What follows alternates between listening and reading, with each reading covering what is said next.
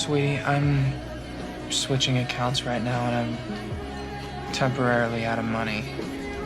Is there a way you could pay for this? Asking me to pay the bill? I watched my girlfriend of many years walk away and my heart sank. The next day I tried to win her back, but when I found her, she already had a new boyfriend. That is when I realized she was only with me for my money, but I had no time to grieve. I was broke and had nowhere to live. I called my old friends for help. The moment they heard I was broke, they all hung up. So I turned to my mother, even she refused to help me. The family had warned her before I came. If she helped me, they would take away everything she had. I had no choice but to sleep on a park bench. That is when I remembered my grandfather's words. You only see who your true friends are when you hit rock bottom. Everything I was going through was a test from him. I had to find a true friend to pass. Suddenly, a commotion woke me up. A homeless man was snatching food from a mother and her daughter. I rushed over and chased him off. The little girl, Emily, wanted to thank me. She invited me to share a meal with them. So what do we get if we agree to do this? We need money. How much are you willing to pay? Emily! I'm sorry, you're gonna have to excuse my daughter. Sometimes she tends to be a little outspoken. I can't promise you anything. Now that's better.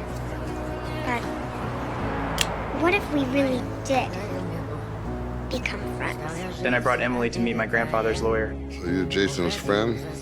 Yes, I am. He hasn't promised you any compensation for this friendship? Look at him. Does he look like he has anything to offer?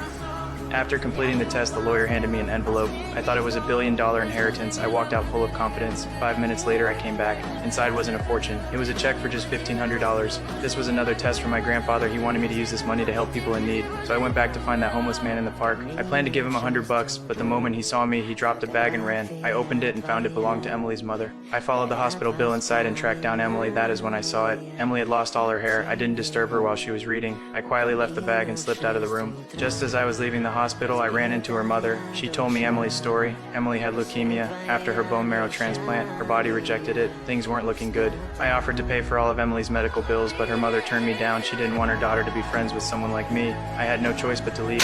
She owes $1,600 in back rent. Pay it. You're $100 short. Your check was for $1,500. Tell Hamilton I'm good for it. Just pay that bill. A few days later, I came back to visit Emily. Her hospital room was empty.